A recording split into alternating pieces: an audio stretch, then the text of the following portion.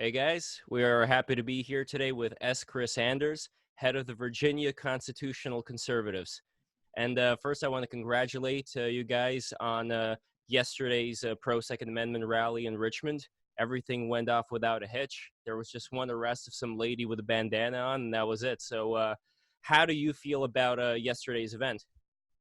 Well, I think yesterday's event went very well. It was great to see, approximately 40,000 fellow Americans of all races, all, sexes, colors, you name it, all coming together using our First Amendment right to protect our Second Amendment rights. So it was a wonderful, peaceful rally that unfortunately the governor had decided to try to escalate and try to make it something more than what it was. We've been doing this for about a dozen years now, and he turned it into a state of emergency to try to escalate things. And I guess, unfortunately, from his point of view, we didn't give him any additional ammunition to take away our right to bear arms. What is the current situation right now with the laws that he's proposing? Wow. Okay. We just had one today that's really bad. One that we're particularly fighting, which is the red flag gun confiscation laws. I call it the red flag tyranny. There are several laws he has proposed. Three have already passed the Senate. They're headed to the House, which would be universal gun registration, also known as universal background checks, where they outlaw private gun sales. They've also passed allowing local governments to outlaw firearms in different places, which of course makes a patchwork quilt of gun laws. So you never know if you walk 5 feet, into a town border, whether or not you're within the laws. It's essentially creating felons out of people who are really trying to obey the law. And they've also passed the Gun of the Month Club, which prohibits Virginians from buying more than one firearm a month. And those bills have all passed the Senate. It's waiting for confirmation from the House. The one that we're really fighting are red flag laws, because not only do they violate the Second Amendment, but they violate the Fourth, Fifth, and Sixth Amendment, and some have argued the 14th Amendment. So it's nearly half of the Bill of Rights. And actually today on the floor of the Senate, I spent about 2 hours watching the debate, enough to make you start a new bad habit. Watching politicians who don't really understand that your rights come from your creator or from nature. They don't come from government. You're born with all the rights you ever have. And they actually argued to make a red flag bill worse. They made it so if you're issued a red flag warrant and the police officer shows up at your house and they hands it to you, and if you have the opportunity to voluntarily hand over all your firearms at this point. If you don't, if you say something like, I want to see a warrant, I want to talk to an attorney, he'll turn around and walk away. He won't shoot your dog or endanger your family. Okay, that part's good. But then he goes and gets a search warrant. And if he comes back to your house and tears it apart and finds one firearm, automatically you're guilty of a crime, even though you haven't really committed any. In other words, there's no due process. It's horrible, and it's up for his final vote, up or down, tomorrow in the Senate. And we're putting out probably 120,000 automated calls tonight trying to fight it. Mass Texas, social media. I've emailed about 100,000 of my closest friends in Virginia, encouraging them to call their elected representatives and tell them to vote no. Would you say your focus is national or more local when you think about the Uh, Second or- Amendment? Okay, I work with a lot of groups. I work with the Campaign for Liberty and National Association for Gun Rights on issues all over the United States. Currently, I'm really focused on Virginia and what's happening here because I happen to live here. So, but I've helped pass constitutional carry in states like West Virginia and other states around the nation because we're all one big liberty team and we try to help each other out. Are there other states, when you see gun laws in other states, that you think are problematic if Mhm. other states adopt those laws or protocols or whatever you would call them? New York in particular, we live in New York. They have the strictest gun laws, I think, in the country, Mhm. right? I don't Absolutely. know how they're able to justify that, because to me, the Second Amendment seems very clear as far as the right to bear arms shall not be infringed. It's a right to self-defense, right? And I think even the way it's phrased is supposed to be able to include arms that are developed. So people that say the founders weren't envisioning these like machine guns or even like rocket launchers and things like that. I mean, technically, like, you're supposed to be able to compete with the government, right? That's, I imagine, part of the intention of the Second Amendment is so that the government has enough fear of the people to not become tyrannical. Well, you've hit on a couple points. So I'll try to address each one. The first of which, I think it was Jefferson that said that when the people fear the government, there's tyranny, but when the government fears the people, there you'll find liberty, right? Which was the intent of the Second Amendment, because when it was written, private citizens owned warships, and these warships could kill hundreds in seconds with a single broadside, right? That's why they didn't say muskets, they said weapons. Also, keep in mind that the founding fathers all agreed that taxes, debt, and armies, standing armies, were a danger to liberty. So they want the people to be armed for the defense of themselves, their property, and their own liberty, and their state and country, right? We were supposed to be the people who protected our own liberty, not that we were taxed to death to have the world's largest standing army to do so, because, as Jefferson said, it would become despotic abroad as well as at home. And what we have is a government that thinks that the Bill of Rights gives us rights. And that's absolutely wrong. It's a list of the rights government can't take away. And we need a revolution of ideals with this, because people think they have a Second Amendment right. There is no such thing as a Second Amendment right. There's a Second Amendment protected right of your pre-existing state, because the right to life, liberty, and property also entails the means and the ability to defend that life, liberty, and property. And that's something we have to work to educate people about and explain that, oh, I'm going to defend my Second Amendment rights. Well, it's your Second Amendment protected rights. That's a difference. We're born with all the rights we'll ever have. Government cannot give you anything it hasn't stolen from somebody else. I don't know if that makes sense or not. It does. Well, what I don't get is when you have DC versus Heller in 2008 and in 2010 McDonald versus Chicago, those were supposed to reinforce the 14th Amendment guaranteed incorporation of the Bill of Rights to state governments. So while before you had something like the Cruikshank decision in 1876, which prevented freed former black slaves from being able to have weaponry, now this has been overturned from what I understand. So what is it specifically with the state of Virginia that's preventing this from being enforced? Well, I mean, when you come down to it, politicians are only after one thing, and that is donation dollars for the next election. We have to really get down to the point that most politicians, they may have an ideological base, something they believe in, but if it could stand in the way of their next election, they're going to go completely against it. And what we have are of course, thanks to New York, our Bloomberg dollars coming down here and basically buying the November election. I'm not blaming New York, just him. But the thing is, you have nobody really looks at their job anymore as sticking with their oath of office. Okay.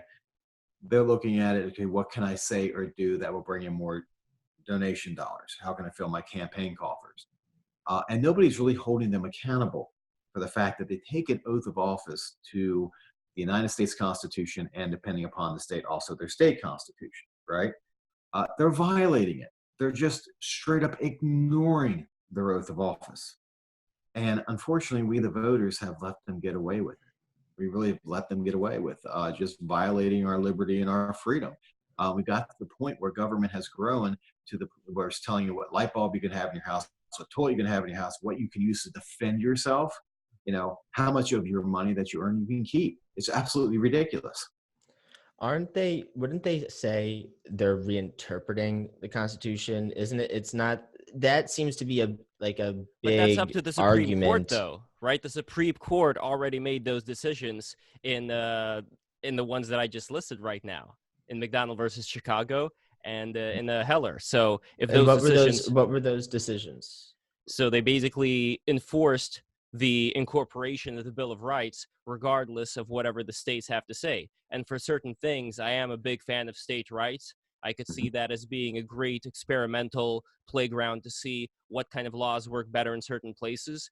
But when it comes to, let's say, the prevention of tyranny, I could definitely see something like this guarantee and incorporation of the, First Amendment, Second Amendment, all that to be a big bulwark against potential tyranny down the road. You said the court enforced, but you mean adjudicated? Because the courts can't enforce anything. That's what the executive branch is for. So what are you saying? So you're saying that those cases adjudicated Yes. a decision that should make it possible to enforce what? Make it possible to enforce the Second Amendment or the right to. No, you don't people have to enforce the Second Amendment. You don't have to enforce it. That's the whole point, right? It's not a government given right. It's a protected right. Yes. Right? Yes. No, you're absolutely correct. I'm not sure if these nuances matter or not. It's to me, it seems if you're going to push against this trend that I see from like Beto O'Rourke, that they want to like come everywhere and just take all the guns away. You need everywhere to have like a nuanced understanding of how that could even be accomplished. Because like there's a lot of different ways I imagine they could subdue the Second Amendment without taking it away, according to them. If we're waiting for a robed overlord to save us, we're in big trouble. Because that's essentially what we're getting up in when we're asking the Supreme Court to decide whether or not we can own a firearm for self-defense. Okay, we have to just start from the position is it is our right that they can't take away, regardless of what they think or whatever ruling they decide. And yes, they have ruled a lot more pro-gun than ever before, but at the same time, you had even, I believe, Clarence Thomas saying that the Second Amendment isn't unlimited. And I'm sorry, that was not the intent of the Founding Fathers. They keep reinterpreting things. I think you alluded to that before, where they're reinterpreting things, but words mean things. My wife is an attorney. She will tell you that words mean things, and shall not be infringed is pretty straightforward. Okay. It doesn't say, shall not be infringed unless we don't like the length of your hair or where you happen to live or anything else. It says shall not be infringed. And for far too long, we've sat back and either accepted quote unquote court rulings, or we've accepted what the politicians will give to us. Okay. What you have is a lot of what we call access-based groups. When I say access, it means that they have the politician's ear. They return their phone calls. They're liked by the politician. And they will, instead of being the people's champion to the politician telling them what they must do, they become the politician's champion to the people telling us what we have to accept. A good example is the NRA. They're really good at telling us what we have to accept instead of making demands on behalf of the people. This has to be a revolution of the people. We can't wait for the courts. We have to take control of the political environment and force the politicians to see our way. Going back to the red flag laws we were talking about earlier, from what I understand, in the late 1700s, there were still certain, let's say, stipulations in the law that if you are a raging lunatic, then you're not going to be allowed a firearm. Like there were certain very common sense things that you could see that, okay, this person is absolutely off their rocker. I'm not going to sell them weaponry. Now, when it comes to the red flag laws, from what I understand, the intent of people, let's say, who care about making sure that people don't get shot is we don't want these guns to get into the hands of people that are going to be off the rocker crazy. And how do we prove that they're not? I don't think you can. With 3D printers like are here, you can 3D print firearms, right? That's why a lot of people selling 3D printers don't even want to talk about it. Like they'll just get awkward and silent if you ask about the implications of 3D printed guns, especially with the metal ones. Like you could do one with a plastic one, but there's metal one. You're not going to be able to guarantee that lunatics won't get guns. The best you can do is educate people, have an armed population so you don't have these fish in a barrel, no gun zones, which are just advertising target practice to a lunatic.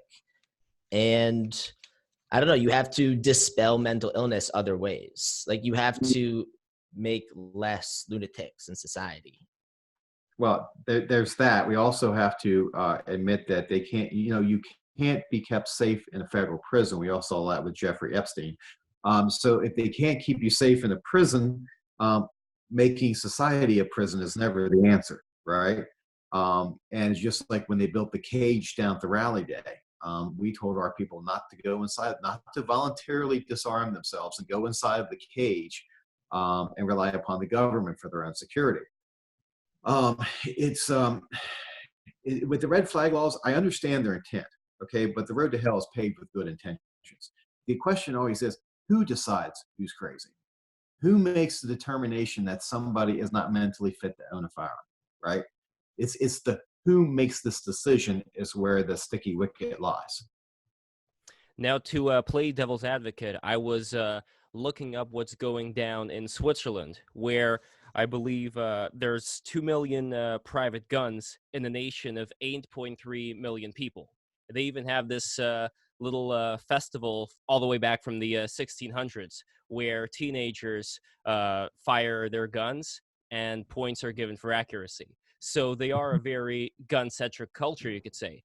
But at the same time, if somebody moves into a new village, they get all checked out and vetted before they're able to get a gun license. You know, they have various restrictions like that. So the question is, if they were able to prevent there being any kind of major shooting event, I believe since 2001, and their murder rate is near zero, then they are doing something right in that sense as far as what they're giving up and what a country like the United States would end up giving up that would lead to there being a tyranny, as opposed to in Switzerland where maybe they have more of a cohesive culture going on. I don't know. I don't know the answer to that.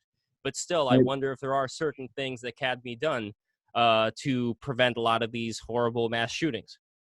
Well, I think the first thing that can be done to prevent mass shootings is to stop preventing legal citizens from stopping mass shootings. We saw this with the shooting in Texas, how within 6 seconds, the mass shooter was down for the count, right? Compared to if no one had been armed, he could have killed 20, 30 people. Now, I've never studied the Swiss law. I don't know what they do over there. Besides the fact that they have some of the what I would call better gun laws in Europe compared to some other nations. At the same time, we have to go back to the basics of human rights, and the basics of human rights is that if you have a right to life, liberty, and property, you have a right to the means to defend that life, liberty, and property. They go hand in hand. I think Bastiat wrote about that in the law a good bit. About the right to your property, because he was addressing socialism versus capitalism versus different economic means. But at the same time, he also spoke to, if you have liberty and you have life, you have the right to defend it. Our founding fathers spoke about that a lot as well. Whether it was Madison, even Hamilton, who I disagree with on most things, who is the central bank. Hamilton even spoke about let the people be armed, because he understood that a large government is the worst thing for freedom, and we weren't founded to be great. Patrick Henry made this argument later in his later years, that everybody was all worried about America being great. He said, "Sir, liberty was our first goal with our country, and there's plenty of other countries in this world." This is something I have a conversation with all the time with people who want to see increased gun laws. There are so many nations on this planet they can move to live the way they want. My family came here in 1748 after the Jacobite rebellion, when they were forced out of the Scottish Highlands when the British were disarming. We came here, and we've been fighting here ever since. I just want to be left alone, and there's no place else on the planet for me to go. I don't want to force anybody to live the way I want, but there's no place else for me. Does that make sense? Mm-hmm. It reminds me of an interview with a former KGB defector named Yuri Bezmenov, when he was talking about how back in the 60s, the Soviet Union put a lot of money into what he called ideological subversion, where the idea of Americanism, the idea of the family unit, all of these were going to be slowly but surely overturned in the minds of a lot of impressionable college kids. And the things that professors still teach to this day does have somewhat of an essence of that. What I'm curious about, like the reason why I'm bringing up, well, first of all, he also said that if America's gone, there's nowhere else to run to, but being like in Antarctica with the penguins. So other than the Antarctic with the penguins, America's the last hope, according to him, and I concur with him. But when we're talking about these ideological subversions or whatever you want to call them in universities, how much do you think kids today are different, even let's say in the southern states and places in the United States where gun control laws are still lax? Do you see there being a change in their acceptance of gun restrictions, let's say? Actually, it is unfortunate I'm seeing more of it because when I grew up on a farm with my grandfather. We went hunting and shooting from the time I could drag a 22 out the back door. That's what we did, right? I raised my daughter, who's 18, the same way, right? But she is the only girl in her senior class when she graduated, the only kid in her senior class that even hunted or shot anymore. None of the boys did, right? It's just what everybody would rather sit inside and play video games. We've become a culture of instantaneous gratification, and they don't want to go outside. They don't want to put effort. They rather, it's easier on a video game. And guns are just something that, when you go to college today in the United States, they're just a bad thing, right? Everybody talks about how horrible, gun violence. Why don't we just talk about violence in general? We don't need to say just gun violence. But one thing that gives me hope is Young Americans for Liberty. They seem to be reaching out to a lot of college-age students. They seem to be growing quite rapidly with the help of Dr. Ron Paul. They seem to be pushing everything from free speech to gun rights on college campuses. That gives us hope. But I often wonder, because I was raised by my grandparents, so I'm kind of a throwback generation already, right? So I'm wondering just how, people younger than me, there's quite a few of those, but when they're younger than me, and they're in their 20s, they don't look at, guns as being a tool. They look at it as being a big evil thing. When they think of guns, they think of evil rather than being a tool that, oh, okay, I can go out and feed my family. Oh, I can protect my livestock. Oh, I can protect myself, right?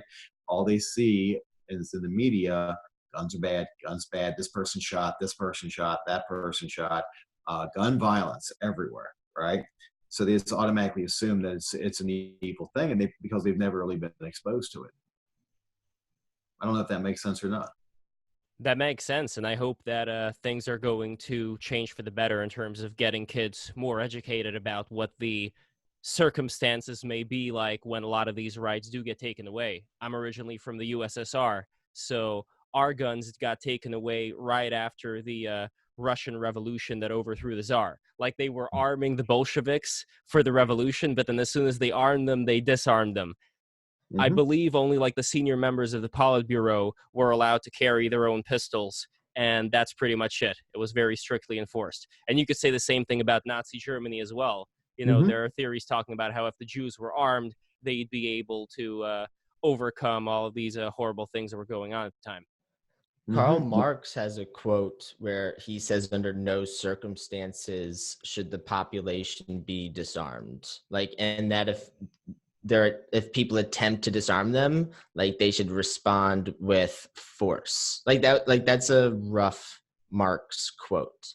So Mao Zedong took the guns away and then starved people to death, right? I don't think there's a good historical precedent for giving up all the guns. You can point to Australia, but they took away 300,000 guns as opposed to the 300 million we have here, and they still kind of depend on other countries for their stability in the global order, right? It's I don't know. I don't know how they view agency over there the way we view agency over here. But that's what disturbs so many people about firearms, is they see it as you're showing that you have the means for lethal agency, right? And I think people wish they could not, that they didn't have to imagine everyone as having that agency, that they could say approved government officials should have that, and then other people shouldn't have that. But it's wishing things were a different way than they are in a way. Right. It's It's kind of like people who look at, a bear in the wild and think it's Winnie the Pooh, right? People who watch cartoons. What we're noticing here, there's a big difference between people who trust other individuals and trust themselves, and people who only trust government to rule over them. There are people who want to be ruled. There's a good many people who would enjoy the slavery, what they call the peaceful slavery over the trials and tribulations of liberty, right? And we've always had this where, they trust the government to have weapons, right? Even though I think, governments killed, 100 million of their own citizens in the last century. But for some reason, they'll trust government with weapons because government's good, right?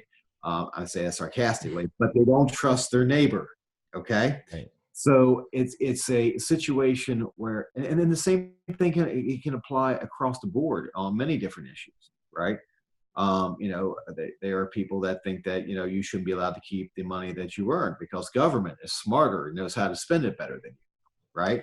So government can protect you, government can feed you, and a government that can give you everything you want is going to take everything away one day. And if people think it won't happen here, they haven't read much history. I saw a meme. It was in Afghanistan or somewhere in the Middle East where they had toddlers walking around with machine guns. And the joke on the meme was like, how come all their children are walking around with machine guns and there aren't any like mass shootings in their schools? It was like something like where it's like, how come like they trust their children to walk around with machine guns and to not shoot themselves, right? And it's like it's a jarring, kind of shocking meme to see, and then to realize like, wait a second, you should be able to trust your community. Like you should be able to trust the mental health of your own community, that like you're not going to be popping off on each other. And there's like something wrong with our culture if that is not something we have in order. And I don't think government can legislate that order. We have to like communally manufacture it, right? Well, we want to be free. You always hear Americans say they want to be free, right? But personal liberty also means personal responsibility of that liberty. Okay, you can't prostitute that responsibility out. So if I want to be free, I also have to be able to protect myself. And the more of your reliance upon government to protect you, the less free you are. Okay.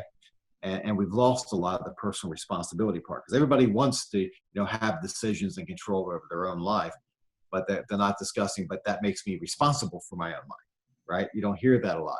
I mean, I know with my daughter, when she was 12 years old, she'd been shooting for 6 years. She built her own AR, reloaded ammunition for it, and she'd go out shooting, right? It's fine. She hunted with it, kills more deer than I do now. But, she does really well. She's a much better shot than I am. Because one thing about the females is they listen. They're not trying to play John Wayne. They're actually really concentrating when every guy's just trying to look really bad. Really, so. But I mean, from the time she was 12, I mean, she was, 6, she's out shooting, tin cans with a 22. She'd come to me and say, "Hey, Dad, I want to take my 22 out and shoot it. A little single shot." "Fine, honey." And I'd sit and watch from the deck, right? Just keep an eye on things. But that's how I was raised. But we don't have that anymore, I don't think. So, but that doesn't mean we can't bring it back, right? Because the more people realize, the more freedom they give up, the more restrictions that they put on their life. When you invite government into your life, I remember a quote one time that said, when you sleep with government, you get the disease that spreads. Okay, the more government intervention into your life, the less freedom you have. And if we think government can make you safe against anybody, it's absolutely wrong. It can't. Cops are just too heavy to strap onto your back everywhere. And then again, I wouldn't trust them. So, not a shot at the law enforcement community, but I know my own abilities, and I know 90% of surviving an incident and avoiding it to begin with, right? So, being aware of your surroundings, and that's key. But at the same time, I think we've just given up way too much responsibility over our lives to government to take care of us, that now our liberty is really paying the price. Should we be pushing back more trying to be able to have tanks or like bigger arms? Because I feel like I think so. it's almost like a consensus where, oh, well, we don't need heavy machine guns. Like now it's just like like semi-automatic weapons or AR-15s is what everyone's talking about. But like when you start looking at like some of the really, really big stuff, even like, yeah, tanks and Or just Tommy whatever, guns. laser Tommy guns were weapons. banned. You could have Yeah. drone swarms. You could have drones that there is a kid who put a Flamethrower drone, I gun saw on that. a Yeah. flying drone, Yeah. right? And you could just have a bunch of those things. And it's like, I mean, it's kind of scary if you really imagine what people could be doing right now. Because even with that, I mean, you could build your own drones and like be doing that with ghost guns. And I don't even want to think about that. But it's like people need to be educated and informed so that it's like equally spread out everywhere, so that the defenses and vulnerabilities, like they all kind of develop more in tandem instead of just having these lopsided power distributions. Well, I agree 100%. I mean, prior to 1934, you could order a World War One fully automatic machine gun from Sears and Roebuck and have it delivered directly to your house. Okay. Right. Yeah, exactly. You could buy your Browning BAR. You could buy a 1919 Vickers. You could buy anything you wanted, and it would be shipped to your house, fully automatic. Right? We didn't have those problems then. So I think what we have more is a heart problem than a gun problem. And yes, I do agree. We should be pushing back. We should be, pushing for states to nullify the 1934 Federal Firearms Act and allow their citizens to own machine guns, tanks, mortars, bazookas, whatever the free market will support. Just because a friend of mine made this argument one time. He said, if we just suddenly made all drugs legal in the United States, you think everybody's just going to go run out and do drugs? No, they're not going to. We're supposed to be, and we tend to be, very responsible people. And somebody said, hey, you can own a bazooka. I'd buy a bazooka, but I'm not going to go shoot my neighbor's house with it because I'm a responsible, citizen. I'm not going to do that. I'm not going to violate somebody else's life and or property. I like the ANCAP meme where it says, legalize recreational nukes. Exactly. I think the free market cost would take care of that one. But at the same time, it really, when it comes down to it, like I said, private citizens own warships, when the Second Amendment was written. And a broadside from a ship can do a whole hell of a lot more damage than my AR-15 can. It wasn't about self-defense. It wasn't even about hunting. The Founding Fathers just didn't finish a big deer hunting trip, right? They weren't afraid that deer were going to turn tyrannical and take over the nation. They just finished shooting the British. Okay. Well, now we've got furries, so I wouldn't rule that out. But the thing is, they realize that a standing armed populace that can, endanger the government's right to rule would keep government within its, box. And essentially what we've done over the past 60 to 100 years is allow government out of the box. And it's grown to interfere in every aspect of our lives. Think about it. Is there anything that we really do in our daily lives that government does not influence in some way, shape, or form? Yeah, it's everywhere. Yeah. It's everywhere. It's sitting here probably watching me through my cell phone right now, right? That's absolutely. That's what government does. Absolutely. Yeah, the great NSA people. And that's the thing that always gets me. People that are worked up about the Second Amendment don't realize how important the Fourth Amendment is until they get found out in some of these states that they own firearms because somebody was snooping on them on the internet, right? And suddenly the Fourth Amendment makes sense at that point, right? I don't mind the mass surveillance as much. I think you could compromise. Like, I think the mass surveillance it's because Facebook's got it, Amazon's got it, Google's got it, Apple's got it, the government has it. I feel like it's all hedged, right? There's so many different mass surveillers where to me, it's just sort of like, that's the ecosystem now. So I don't become pessimistic about atheists who don't think about morality in terms of like being good to God. They think in terms of like God's always watching you. Well, now it's like we're all always watching each other. Most of us don't even talk with our neighbors anymore, though. That's the thing. Like living here in the city, I don't know who half my neighbors are. I see there's like these neighbors that have this church that's never in operation, so that's probably for tax purposes. So like everything's, everything's been dispersed as far as there aren't any of those. I mean, there are Freemasons still, they do their stuff, but there aren't any of those organizations where people would gather together and like raise money for charity and things like that. There used to be a lot more of those things. So now it Before just we've feels also like, returned, before we paid more for government than we do for housing, clothing, and food combined, right? mhm, Before government took 40%, and we actually rebelled over a 2% tax on a breakfast beverage that wasn't coffee, right? So, yeah. I mean, there was a different mindset then, and I believe we need to bring that mindset back. To be free. I mean, I really mind. I understand when I sign up with Google that Google's gonna be watching me, but I certainly never signed a contract to allow the United States government to spy on me, right? So I'm really opposed to the NSA. I think they ought to just shut the whole thing down.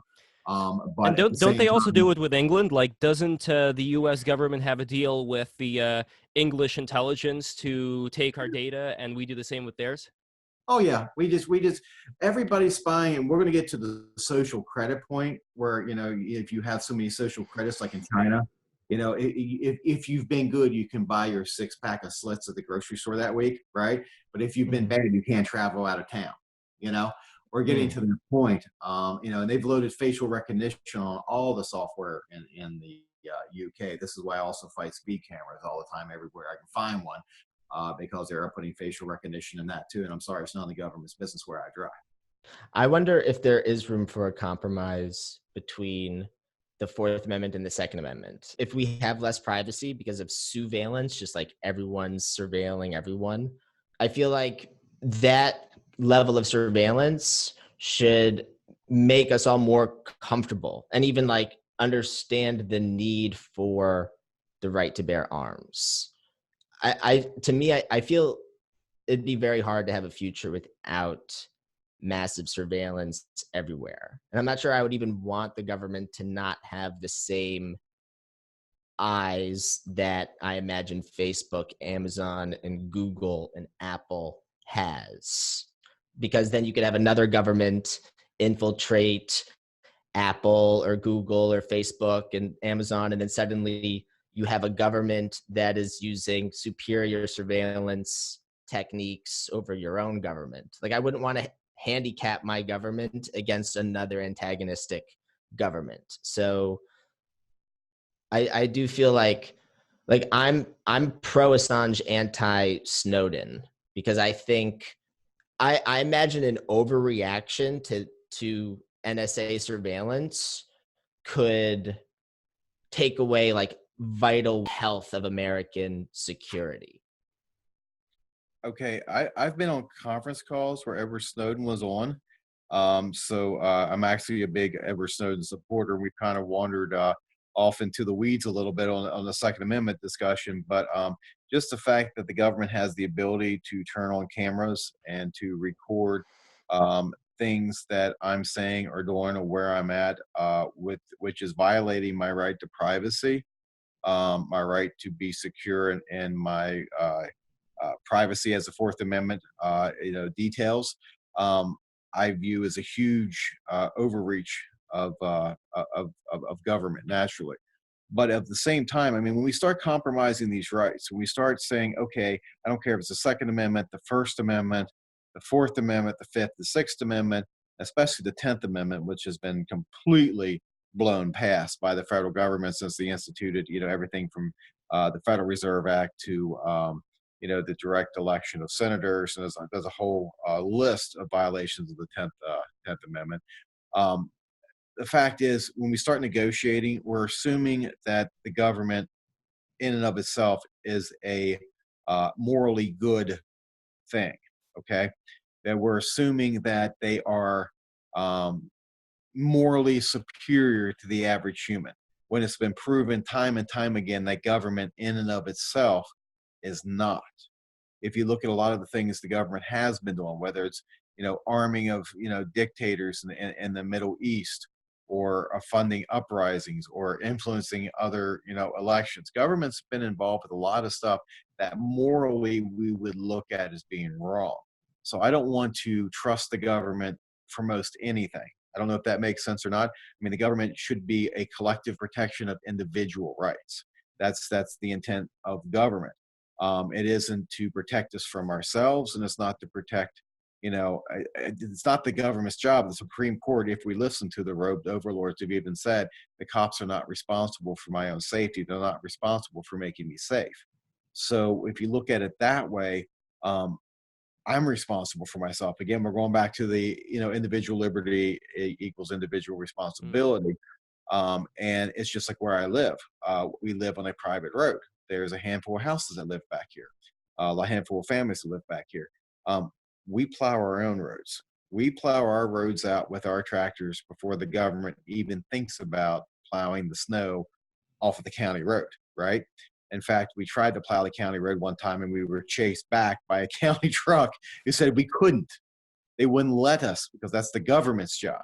But we take care of ourselves, right? It's just like I have a wood stove, a generator, a well, septic system.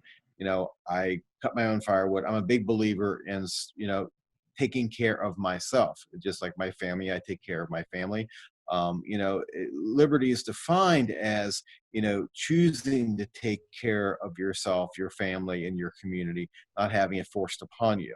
And what we have now is this huge government apparatus that's grown 100 times beyond what the founding fathers intended. Because, for as George Washington said, government is a fearful servant and a dangerous master. And there isn't a single aspect of our lives today that's not touched by government. I can literally sit here beside my wood stove, and this is the only wood stove I could buy because the government said you can only buy this type of wood stove. Or I can go in and look at the toilet in my bathroom and say this is the only toilet I can purchase because the government said this is the toilet I can, or the light bulbs I put in my house.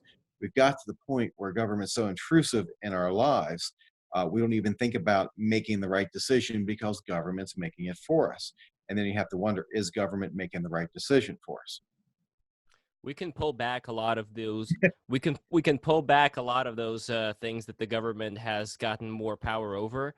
The one thing that I doubt we can pull back, which is what Ted Kaczynski wanted to put back and still does, is the growth of technology. So, like it or not, we're going to be having a lot of surveillance, whether it's government or private. I imagine in the future, certain cameras will be as small as my fingernail or a quarter of my fingernail. Like, we'll be able to peer into places that you or me have no idea are being peered into at the moment. So the question there is, even if the government gets off our backs, we're still going to have to contend with a lot of these problems. And to Jules's point, if the government of other countries is going to be able to do certain things here without our government being able to have any power or control over it, would that create a disbalanced situation too? Well, I mean, you're going to have an imbalanced situation. It's always going to be a technological race. It always will be, right? I mean, just because, the government of China, suddenly because I bought maybe a Chinese TV, I don't know, just for the sake of the conversation, is now has a chip in there that can watch me in my living room. Well, first of all, I actually had problems with this at work because we started using a lot of video conferencing, and I've put tape over the camera of my laptop for so long, I couldn't clear the lens, right? So I had to buy another camera to plug in just when it came time to do these video conferencing with the company that we do business with in Italy. So, but at the same time, all these smart TVs, everywhere I see there's a camera, there's a piece of tape going across it. Now, does that mean that, there aren't people, with satellites right now, looking at my house? They probably are, right? I had a huge argument with the tax assessor for our county, who claims to be a conservative, but yet sent me a picture of my house and my belongings that he filmed from a drone. And I asked him, well, did I ever sign to give you permission to come film my house to tell me that, oh, look, you built a deck, so now I have to tax you more? It's a lot of, we're getting into a discussion of, government surveillance, how much is good, how much is bad, how much are we willing to allow? All I know is that when I sign on to Google, or I sign on with, or I buy a TV from Sony, I'm kind of saying, okay, you guys, I'm making a conscious choice here to say, Google, hey, you can look at what I'm doing. So when I'm on Facebook, I'll get these ads, right? But at the same time, I'm not going, okay, United States government, when I go out and look up and purchase, bulk purchase ammunition, which I do a lot, right? I don't want you tracking that and noting that and putting that in my log, so that one day when you decide that I'm only allowed to have 50 rounds of ammunition in my house, instead of the, well, small number I have, um, that they'll come confiscate it. Because I just, like, they think, oh, you have too much money or you have too much ammunition. What does anybody need that much? It's my right to purchase it if I want to in a free and voluntary society. Does that make sense? It does. It does make sense. But I wonder, with now the innovations happening in biotech, where people are going to be able to make new life forms, viruses, things from scratch. They can start working with CRISPR and really start like messing with genes. And these are things that are very accessible. Like they're not overpriced in a way that you would think when you think about like the future of genetic engineering. The only reason why you need a government, in my opinion, is for national defense, like the police and the courts. And they're not even that good at that stuff. But I was about to say they're not that great at that. When we come to terrorists, I mean, okay, here's a good example. Remember when the Boston bombing happened with a pressure cooker and someone using a backpack? yes. How we know that the NSA was spying on so many people is because, let's say I went out and ordered a pressure cooker from Amazon one day, and then my daughter got online and got a backpack for school the next day. So many people were doing that. Some people buy backpacks. Some people, someone else in their family might buy a pressure cooker, right? Or a pressure canner.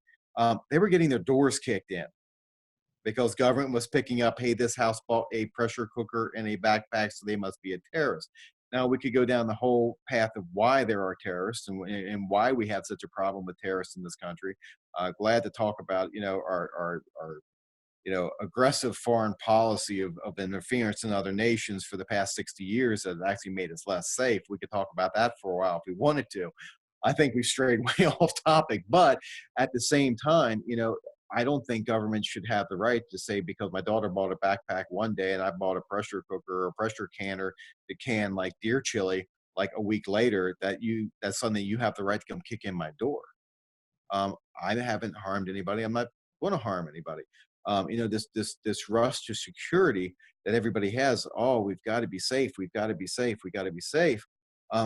Government. I mean, anybody. I've often said they might want government in charge of healthcare or anything else. Just go sit at the DMV for a couple hours, and you'll just see how effective government actually is. It's the least effective way to do anything.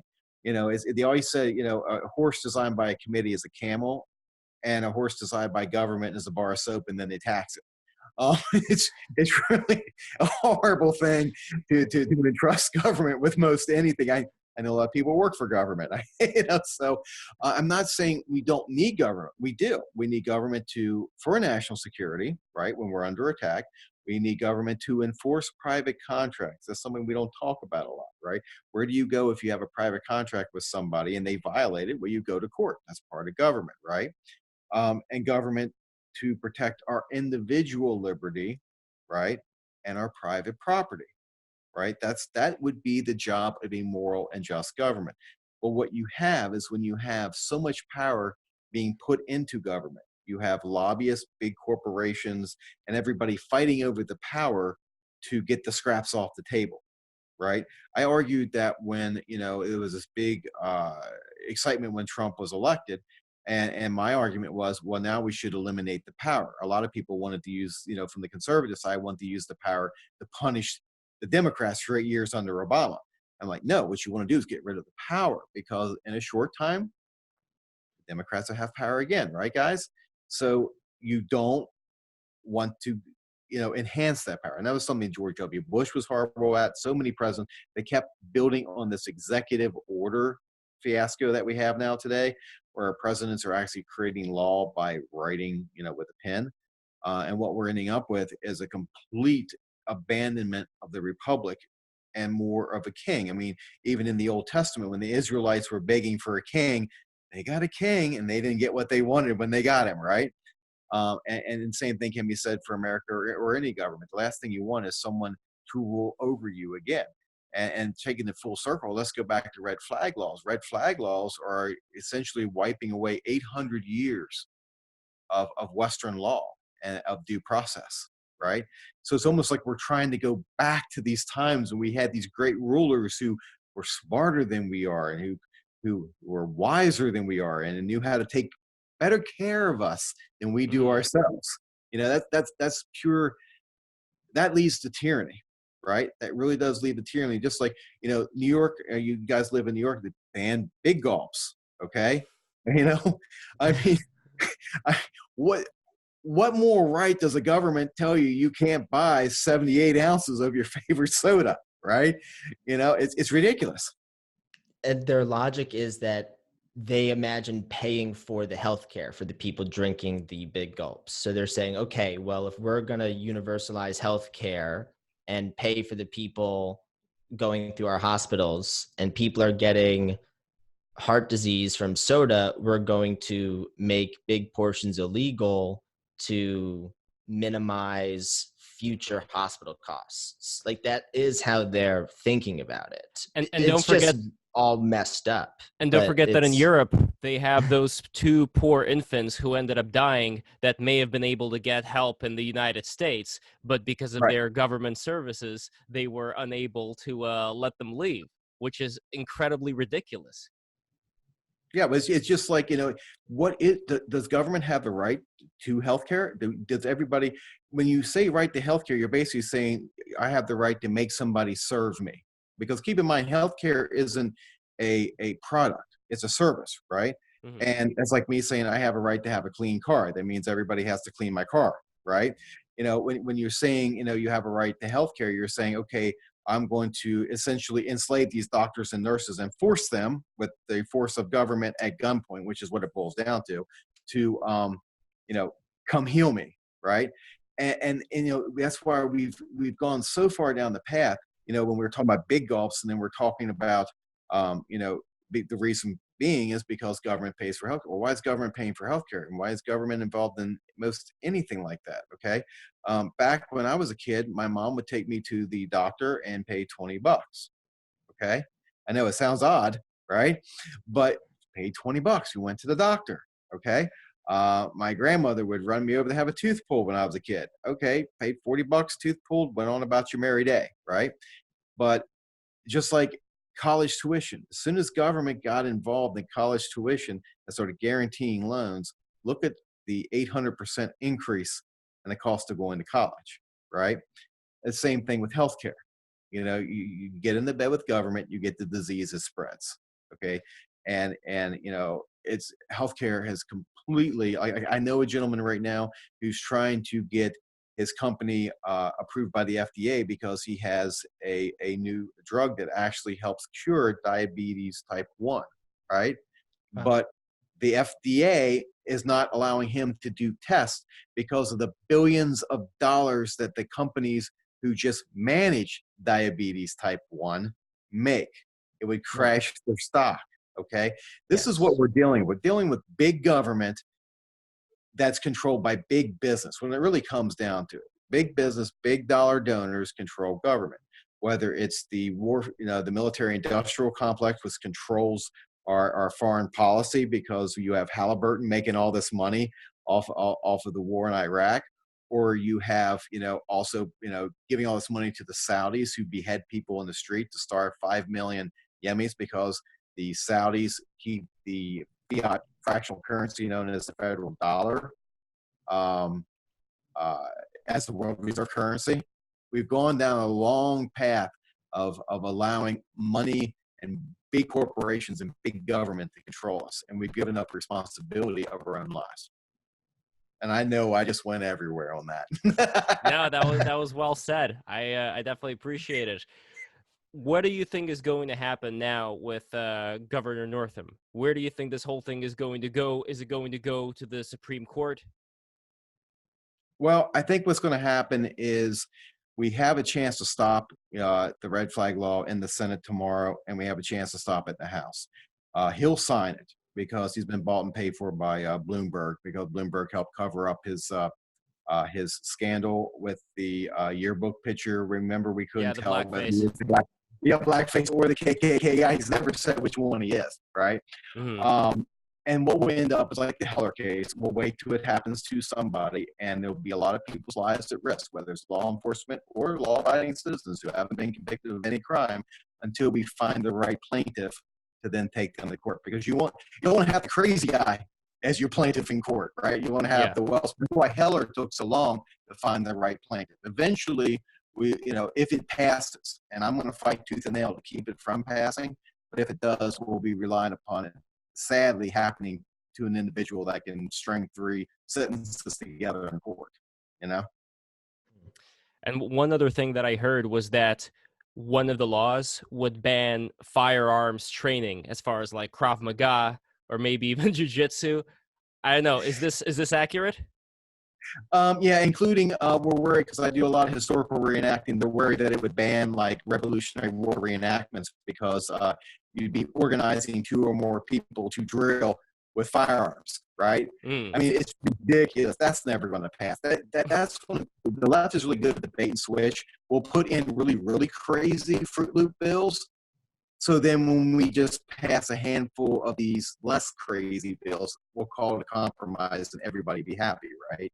Well, we got to the point where we've compromised so much where we can't continue doing so. Well, Chris, I really appreciate you taking the time to talk with us about this. This is a very awesome. important issue, and I hope everything gets settled nice and peacefully, and people could be on their way to learning how dangerous tyranny is in this country. Oh, absolutely. I mean, when it comes down to it, I'm a believer in the non-aggression principle. I'm a believer in, civil, exercise of your rights. I mean, I keep seeing so many people threatening violence to government. I don't believe in that. Okay. I don't believe in using violence as a political tactic. Some people might. I don't. I tend to be a peaceful, God-fearing person, right? But I'm hoping enough Virginians wake up and see what's going to happen before it, and stop it. Because it's always easier to stop bad bills than to dig them back out.